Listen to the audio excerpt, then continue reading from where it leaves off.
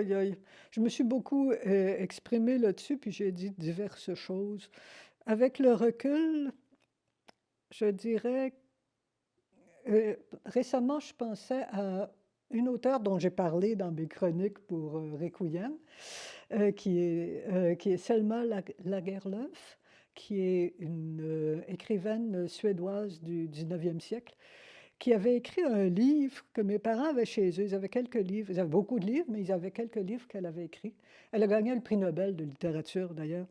Un livre qui s'appelait Gösta Berling, qui est une sorte de roman avec, saga de Gösta Berling, un livre avec beaucoup d'éléments de réalisme fantastique, avec une trame principale, mais beaucoup d'anecdotes, d'histoires secondaires et des éléments de fantastique qui m'avaient vraiment frappé parce que c'était extrêmement bien amené. Et ça s'intégrait complètement au récit. Et c'est quelque chose que j'ai dû lire parce qu'il y a eu une époque où je lisais à peu près systématiquement tout ce qu'il y avait dans la bibliothèque chez mes parents en été, pendant les vacances. Et donc, ça a été certainement quelque chose qui m'ouvrait les yeux parce que j'avais des problèmes avec justement la littérature française où est-ce qu'on ne peut pas se permettre de raconter des trucs tout d'un coup, puis et s'attendre en plus à gagner un prix Nobel avec nos publications, hein, ça. Ça m'ouvrait la possibilité d'avoir quelque chose d'autre. Et puis ensuite, bien sûr, les grands de la science-fiction et du fantastique. À l'époque, aux collections Marabout, il y avait du genré en masse, le belge genré. Il y avait, mes parents achetaient la revue Planète, puis là-dessus, j'ai pu découvrir Lovecraft.